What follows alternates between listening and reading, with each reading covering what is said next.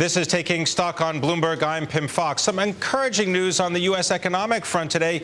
Manufacturing grew at a faster pace than expected. This according to the Institute for Supply Management's data. Factories adding workers to meet the greatest export demand in 2 decades. With me now is Brian Wesbury. Brian is the chief economist at First Trust Portfolios, and he's got an impressive track record, making him a Bloomberg best economist. He also served as chief economist for the Joint Economic Committee of the U.S. Congress. Brian Wesbury, welcome to Bloomberg. Hey, thanks. Good to be with you, Pimm. So, Brian, what do you take away from this U.S. economic data? The U.S. economy doing well while the rest of the world, at least Europe, not so great. Yeah, it's hard for people to kind of believe, I guess, but we're in a V-shaped economic recovery. And I think one of the key reasons is the Fed has held interest rates at zero. There's plenty of liquidity in the system.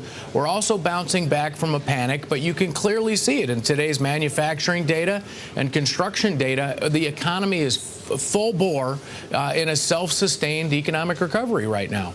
But, Brian, you say that we're living with economic hypochondria. Yes. What do you mean by that? Well, it's just sort of like almost everything that happens around us, we take in a negative light. I don't know how else to say it. I mean, if oil prices go down, that's bad because it signals the demand is falling. If oil prices go up, well, that's bad because it creates inflation and it hurts the consumer.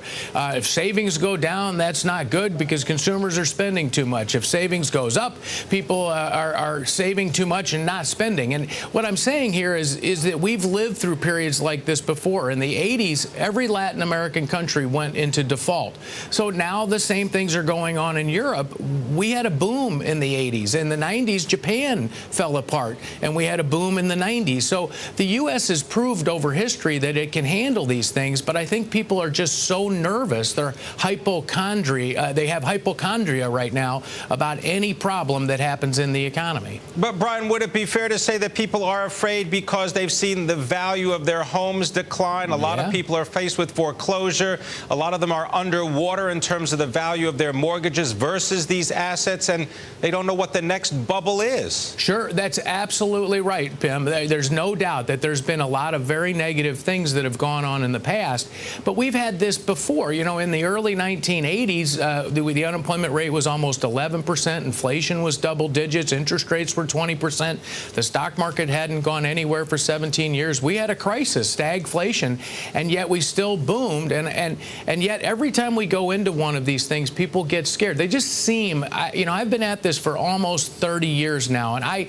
don't remember a time where the fear level was as high as it is right now. Now, that may be for good reasons, but it doesn't seem to me to go along with history. The history says that you ought to believe in the half-full glass, not the half-empty glass. But right now, people seem to want to believe in the half-empty glass. Brian, why do you think that is? Is there increased volatility, or if we take a look at history, have things always bounced? I mean, moved from gains and losses, lots of buyers, lots of sellers. Yeah, they always have. I mean, we've had, we haven't had the kind of correction or the stock market collapse that we had in 2008 and early 2009 very many times in history, but we have experienced things like that before in history.